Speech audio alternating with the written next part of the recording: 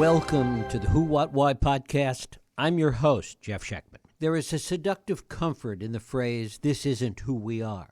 Those 5 words we reach for every time political violence erupts in America, as if saying them often enough might make them true. But what if we have it backwards? What if political violence isn't an aberration in the American story, but one of its defining characteristics? A thread running from the Boston Tea Party through bleeding Kansas, from the Civil War draft knots to the assassination of presidents, from Reconstruction terror to the bullets that felled the Kennedys and King. What if this is exactly who we are, and always has been? It's an uncomfortable possibility, one that challenges our most cherished myths about American exceptionalism and democratic progress. But it's also the lens through which we might better understand our current moment, when over 9,000 threats against members of Congress represent not some shocking departure from our values, but a return to form after an unusually quiet few decades. My guest, Professor Matthew Dallek of George Washington University, has been studying this landscape of American political violence with the methodical care of someone who knows that understanding where we've been might be the only way to figure out where we're headed. The author of numerous books and papers, including the definitive history of the John Birch Society, Dallek sees our current era as something distinct, what he calls a period of violent populism, driven by a toxic mix of institutional distrust, dehumanizing rhetoric, and social media acceleration. The question isn't whether Dallek's analysis or the historical record is correct. Perhaps they both are. Perhaps we're witnessing both the return of something ancient in the American character and the emergence of something genuinely new and dangerous in the digital age. Perhaps we might better understand which interpretation offers the better roadmap for navigating what comes next. It is my pleasure to welcome Professor Matthew Dallek here to the Who, What, Why podcast. Matt, thanks so much for joining us. Thanks for having me. Well, it is a delight to have you here, even in these troubled and violent times. Yes, I'm happy to be with you. I want to start off with this general premise that the period that we're in now certainly seems violent. There's a lot of talk about violence, and yet we've gone through periods in American history before that were certainly as, if not more, violent. Talk about that general idea first. Yeah. Well, I think your last phrase is spot on.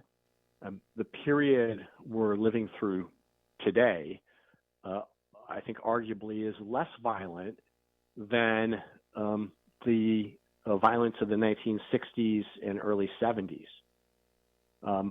Certainly less violent than the actual Civil War, and less violent than the violent overthrow of Reconstruction, just to cite 3 periods in the American past. That's not to minimize the turmoil that the country is experiencing, but it is to try to put it into a bit of context. For example, the 1960s, early 70s, we saw the assassination of multiple high-profile political leaders, JFK, RFK, MLK, also Malcolm X and Medgar Evers. After Martin Luther King was assassinated, more than 100 cities burned in the United States. There were bombings. There were police riots outside the Democratic National Convention. It was really a bloody era, bloodier than our own. Yet our own has its own distinct features, which are perhaps uniquely troubling. So I think, we think about the violent history of the country, and I think about it in terms of continuities, but also departures. And I think a couple of the distinguishing features of our own era is that we are living in an extremely partisan time where the parties have sorted themselves out. And while there has always been tribalism, unlike in the 60s and 70s, the parties are now increasingly themselves a source of division, and partisan identity is driving a lot of the toxic rhetoric. You mentioned social media. That is obviously an accelerant and empowers individuals to call for a civil war and spreads hate and conspiracy theories with ease. And then another distinction is that we now, the United States now has a president who lives in a space of fanning the flames. President Trump has operated pretty much his entire political career in a single key, a key of division. And whatever you think of presidents like Ford, Reagan, Carter, the Bushes, Clinton, they at times, sure, they divided, but at times they did view their role as one of healing and unity, national unity. And so I think that we have our own challenges that are distinct from past eras. I guess one of the other questions is when we look at this history of violence, in many cases the violence was precipitated by group ideology versus individual violence. And we're seeing a fair amount of both right now. Talk about that. Yeah. So first of all, I think it's important to step back and define even what we mean by political violence, because of course people have very different definitions of what constitutes political violence. But I do think that it is common historically to see cases of organized political violence, oftentimes targeting think about the KKK, targeting black Americans seeking civil rights and equality. There are also a variety of attacks against the state, right, against the government. There is government suppression of violent suppression of rights. There's violent labor uprisings, and then violent suppression of labor rights. And so we see a variety of forms, but individuals, lone wolves, as they're known today, have also typically been part of this fabric.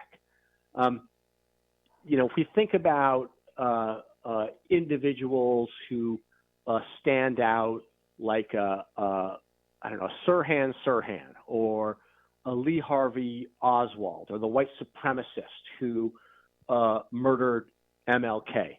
Oftentimes, individuals they're mentally unwell, but they are absorbing ideas that are swimming in the culture.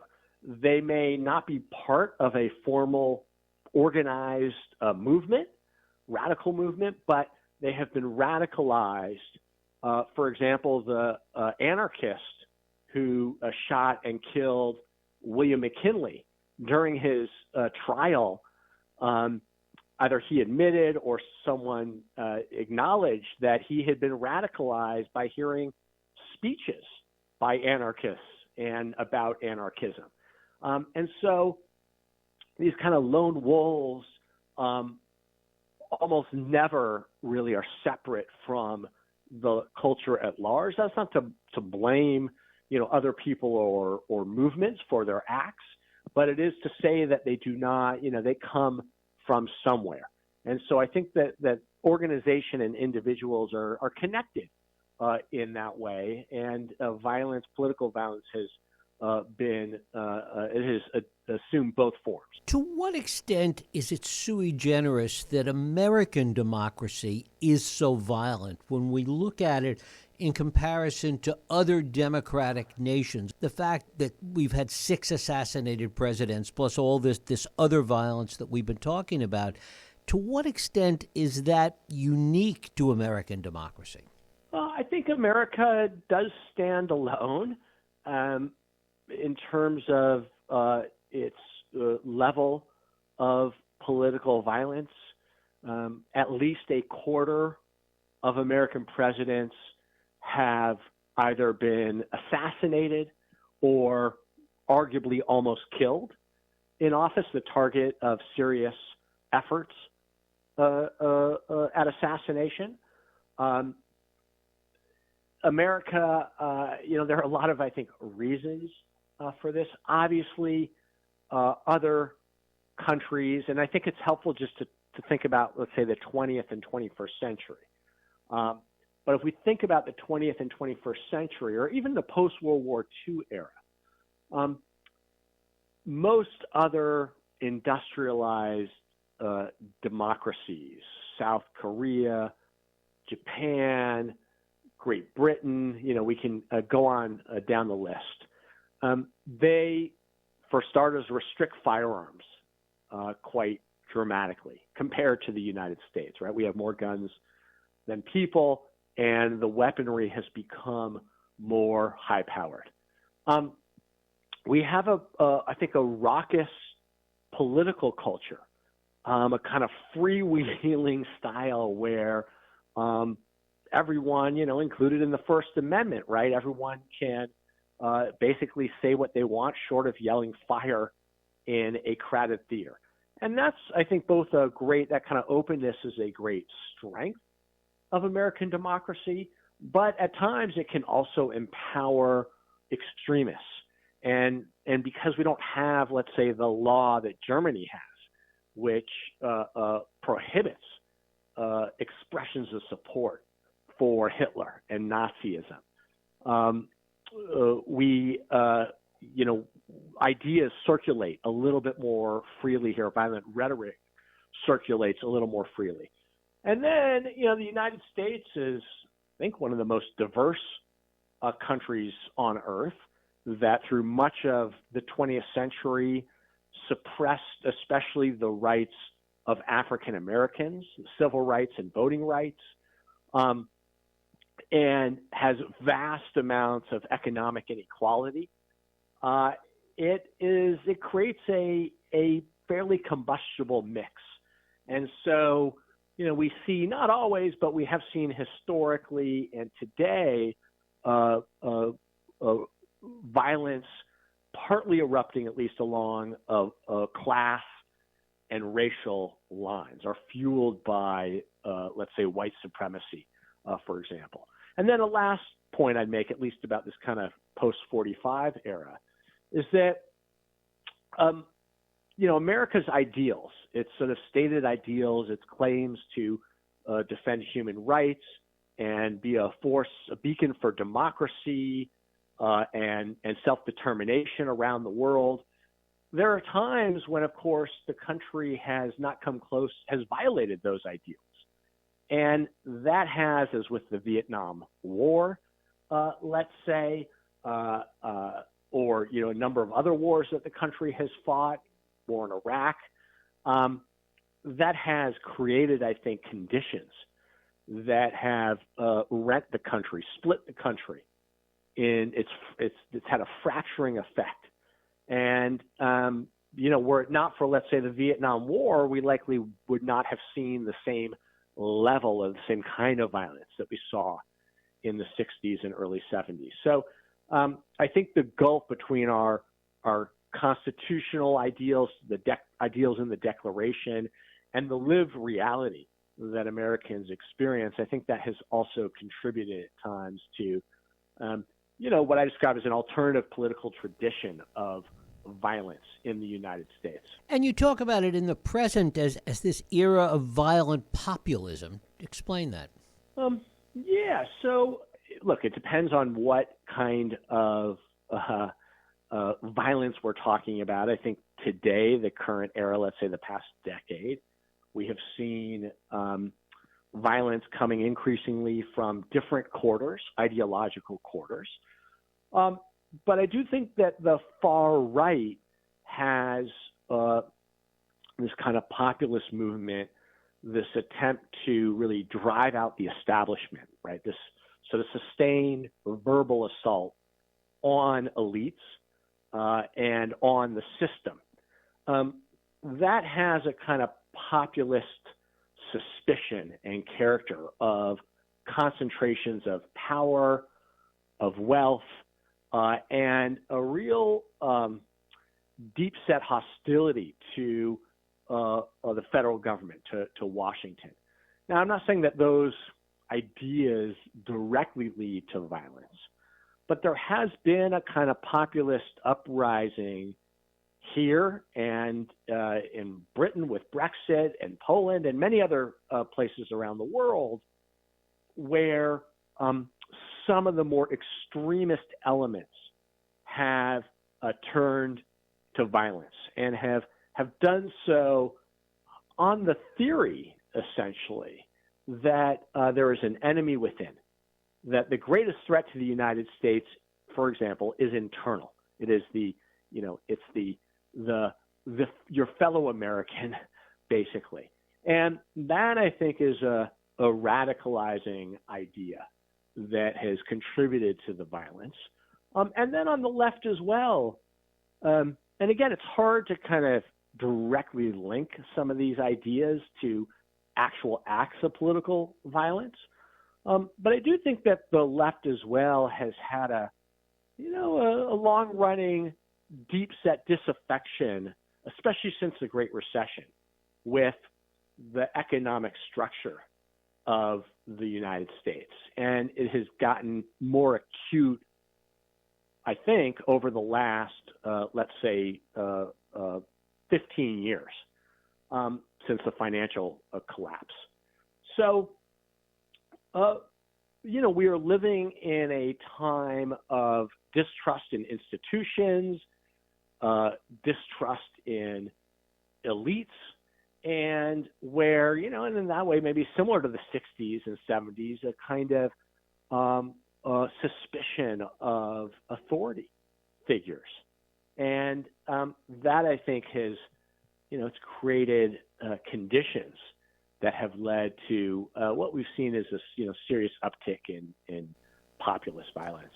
More than distrust, what we see in many cases, it seems, on the left and the right, is almost a hatred towards government, that in the past, even in violent periods, there was the desire to fix government, to overturn perhaps leadership in government, as opposed to what we see on the right and the extremes of the right and left today, which is not to fix it, but to burn it all down. Yeah, I think that is a very good point. And, Reagan said in his first inaugural that government is not the answer to our problems. Government is the problem. Well, that's different from Trump's idea of a deep state, right? That the government itself is so corrupt that it has to be dismantled and destroyed.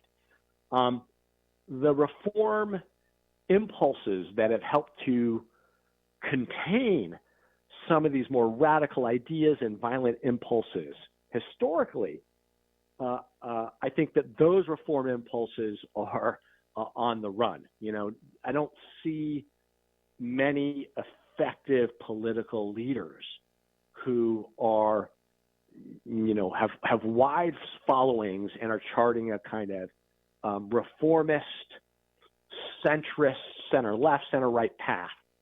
And so I think in that sense, extremist ideas and individuals who believe that government is evil and really the source of Americans' oppression, that I think has taken root in our contemporary culture.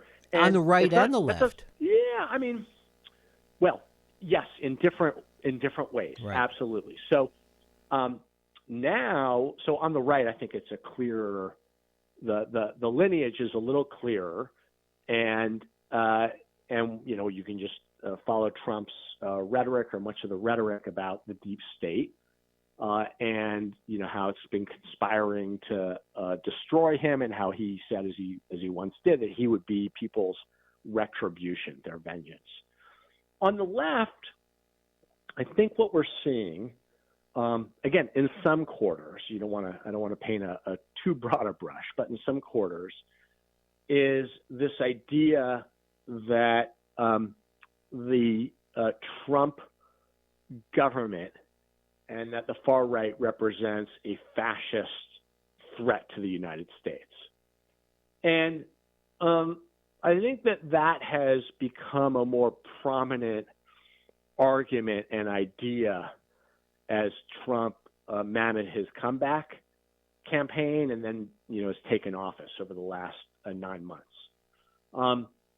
And with that telling, right, that the government itself is now being turned to destroy the liberties and the rights of many Americans, well, that also creates a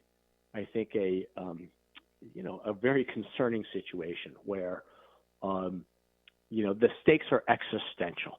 And because the rhetoric around government, around politics has become so apocalyptic, I think it seeds, especially in those who are mentally ill and have access to guns, it seeds some of these acts of violence or creates conditions that make political violence more likely. There's also an antisocial streak that runs through so much of this, particularly on the right. But a lot of antisocial attitudes, isolation, particularly with regard to young men, these are all issues that are feeding into this as well. Yeah, I think that's right. And, I'm not an expert on social media, but for especially young men, social media can make people feel less connected to others in real life. It can feed depression, suicidal thoughts, and it can expose people to pretty dark, radical ideas that are only confirmed by whoever else they're interacting with. And so that, I think, the absence of a kind of counterweight when, again, especially young men go, spend hours a day online and in chat rooms, that can have its own kind of, it can be a destructive force, and especially for those, again, who are, and, by preliminary counts, some dynamic of this sort occurred with Charlie Kirk's assassin. At the same time, social media can, not just isolate people, but as we saw with January 6th, it can serve as a mobilizing tool. So social media was used to organize and bring people to Washington to, as the rally put it, to stop the steal. So in a way, it kind of created a community and bound people together in this idea that they were coming to Washington to save their country from this alleged horrific plot to steal the election from Donald Trump and deprive them of their rightful president. So, it can work, I think, in different ways. Those are obviously two examples in which social media is a real destructive force. It can obviously be used for great good as well, but both as an organizing tool and as a tool that isolates individuals and radicalizes them, it really is, I think, a force multiplier when it comes to political violence. It's an accelerant to all the worst instincts that exist out there in American society with respect to violence, whether it's group violence that we talked about earlier or individual, isolated, lone wolf kind of violence. Yeah, and the the algorithms feed, it feeds the toxicity, right? The whole desire to go viral. The more outrageous you are, the more followers you can get. Whether it's X or TikTok or Instagram, YouTube, sure, they have some rules, but it's a kind of like a Wild West out there, right? Especially on X, but anything goes, and so individuals are encouraged financially in terms of fame, attention, and they get elevated by calling for war or demonizing the other side. And so I do think that a voice like a Spencer Cox, the Republican governor of Utah. That kind of voice, voice of calm, of sanity, of really urging, cooler heads to prevail, and as his program says, disagree better. Though that kind of call, I think, is competing with and gets drowned out by this cesspool, and so it makes it harder for traditional leaders, elected officials, who, as we've discussed, have lost a lot of authority to begin with. But it makes it harder for them to break through. It's harder for their words to resonate with Americans. And the last thing I just want to point out is that, of course, this is a pretty it's a dark conversation in many ways, but the majority and maybe even vast majority of Americans do not support political violence. And even though the poll numbers have shown there is more support, the threat level has risen against the lawmakers and judges. Most Americans do not support the use of political violence to advance their cause. So we're talking about an empowered, dangerous minority or subset of the population here.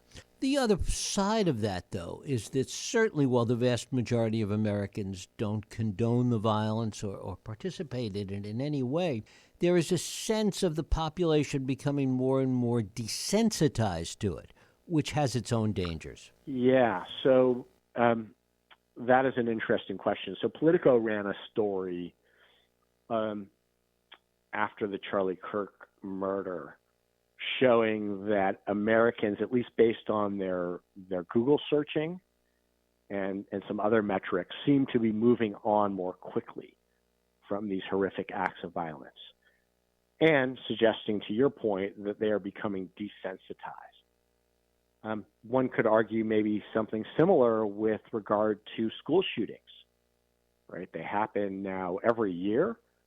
They're fairly routine. And yet the fact that they're commonplace has, in a way, quieted calls for serious reforms that might put a stop to those shootings. So, on one level, these images, like the horrific video of Charlie Kirk being killed, unlike the 1960s, these images spread, like a virus in real time. I mean, everyone can see them and see them over and over and over again. So they're much speedier. But pretty quickly, Americans, or many Americans at least, seem to be moving on. And, the other challenge is that, look, I don't think most Americans I think most Americans are probably more concerned about the cost of living, and their jobs and, childcare, getting their kids to school. I mean, the kind of daily stuff of everyone's life, or most people's lives. And so, I don't know that we have seen a kind of popular will or uprising to try to contain and attack the sources of political violence that we're seeing playing out in the United States. And so, maybe there is a movement that will emerge, and maybe there are leaders who will step to the fore. But it does seem as if the forces of division are more powerful in the saddle than are the forces of unity and a kind of rebuilding a sort of common civic culture. What seems to be the most profoundly missing from that attempt to build that civic culture is not necessarily popular will, which certainly may be there lurking below the surface, but arguably, and maybe history gives us some lessons about this, that without appropriate leadership, it's just not going to ever come forth. Yeah. Look, there's got to be leadership, obviously, but people have also got to want to follow that leadership. And one of the challenges now, I think, in 2025 America, is that because the country is so polarized along partisan lines, it makes it harder for the kind of leadership that I think you're referencing to emerge, to sort of cross those partisan divisions. And the kind of leadership I think that we're seeing, I mean, there are different kinds, but some of the leadership, I think, is focused on one side or the other, as blaming one side or the other for most of the violence. And so very quickly, the adage that violence breeds violence, which I think is true, the way in which at least the killing of Charlie Kirk was met was, at least in part, by people like, Donald Trump blaming the left, right, omitting any reference to violence coming from the far right. And then the elevation of a relative handful, I guess, of voices on social media who are celebrating Kirk's murder in really ugly, kind of sick ways. And so we're seeing, these extremist calls for more violence, more attacks, defining the threat as a fundamentally partisan threat. It does make it harder for leadership to emerge. And, it's interesting to think about Lyndon Johnson, who by 1968 was deeply unpopular, obviously decided not to run for president again, was a source of much of the country's divisions because of his leadership of the Vietnam War. And yet, in 1968, he did establish, as president, a commission to investigate the causes and prevention of violence. And it was a bipartisan commission. It undertook a series of reports. And it is, really impossible to imagine anything like that happening today, where, we have a sort of bipartisan group that can come together, and even if they don't agree on everything, they can, put out a national report analyzing and trying to combat this proliferation of political violence. And, again, whatever we think of presidents who followed Richard Nixon, those presidents did aspire to, and at times I think achieved a leadership that helped, at least at the margins, to calm some of the tensions. Think about Bill Clinton after the Oklahoma City bombing and his speech to Oklahomans when he went to Oklahoma. George W. Bush after 9/11, where he went to the Islamic Center in Washington, D.C. and said, Islam is peace.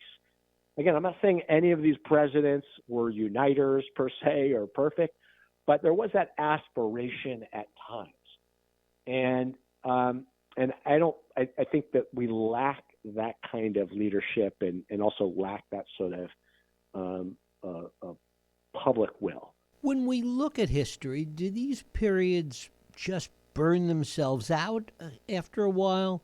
Or is there any kind of a single thread that we can find in the history of American violence that might lead us to understand better where this might be going? Yeah, so that's a really interesting question, partly because I don't think there's a single pattern or formula. I agree that there is something to the idea that political violence historically has tended to burn itself out.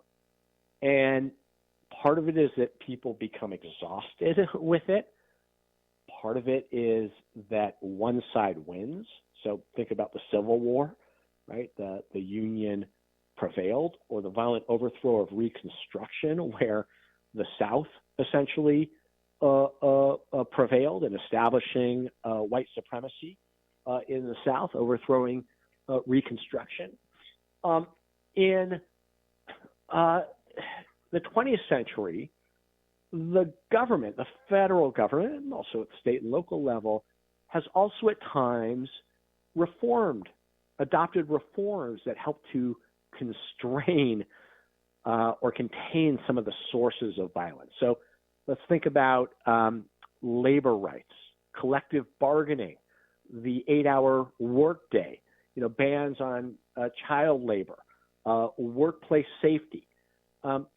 Some of these reforms, I think, and union organizing, right, to some extent in the mid 20th century, helped to alleviate some of the injustices that people were experiencing that could lead to cycles of violence. And then finally, I would say, historically, is that if we think about, let's say, the 60s and early 70s, one reason why the country eventually came out of that period of violence, let's say from 1963, JFK's assassination, to the two assassination attempts against Gerald Ford in September 75.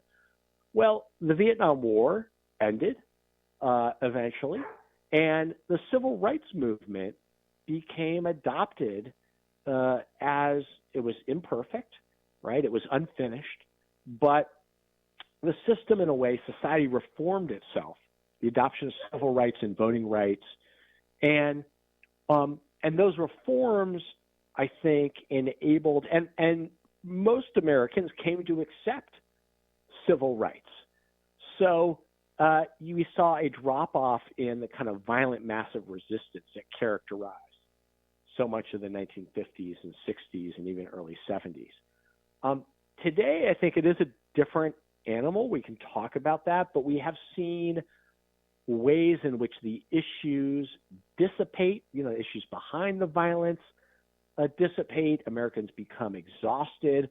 One side maybe prevails over the other, and the system is able to reform itself to some extent because also Americans, one of the maybe strengths of the country is that Americans like to earn money, right? We're about business in large part, and too much violence and actual civil war is typically very bad for business, right? Especially our role as an international economic leader. So there are forces, I think, that push back on political violence and have at times, there's always some level of political violence, but have at times helped to curb some of these cycles that we have seen. It's interesting that we talk of social media as an accelerant to all of this, which certainly it is, as we've talked about, but it also arguably amps up the level of exhaustion sooner. Yeah, so that's a really interesting question. There's certainly some Americans who are exhausted by social media, but they, have probably largely tuned out. But then there, of course, is a, substantial subset of Americans who are not exhausted by it, who are actually active participants in it. And so, it's hard to know. And remember, political violence is not as if it takes that many people relative to a population of 330 or 40 million to have a rise in political violence, right? We're still talking about a relatively, small minority of individuals and groups. And the challenge with social media is that because, of course, it's not going away, it's not like a Vietnam War that will one day end. Now, everything was not, hunky-dory as soon as the war ended. But again, and the war still was extremely divisive, but some of the most, active sources fueling the division from the war, those started to dissipate. And so it's hard to see short of, I guess, serious government regulation, which has become very controversial, social media dissipating as a source of division as well. So I guess we just have to wait till it burns itself out. Sad but true, I'm afraid. Yeah, I have a hard enough time looking at the past, let alone predicting the future. But politics is constantly evolving, and we will not always be in this current moment. It is partly going to depend on what happens next. Who knows? Maybe immediately there will be an uptick in violence after the Kirk assassination, but maybe that will eventually lead to a pulling back, right? It's very hard to know, but it does seem extremely unlikely that we're just going to be stuck in political violence or in this moment, right? It is likely to change. It could absolutely get worse, but over time, things could get better. So I'm not entirely pessimistic. Professor Matthew Dallek, I thank you so much for joining us today here on the Who, What, Why podcast. Thanks for having me on. Thank you. And thank you for listening and joining us here on the Who, What, Why podcast. I hope you join us next week for another Who, What, Why podcast. I'm Jeff Sheckman. If you like this podcast, please feel free to share and help others find it by rating and reviewing it on iTunes. You can also support this podcast and all the work we do by going to whowhatwhy.org/donate.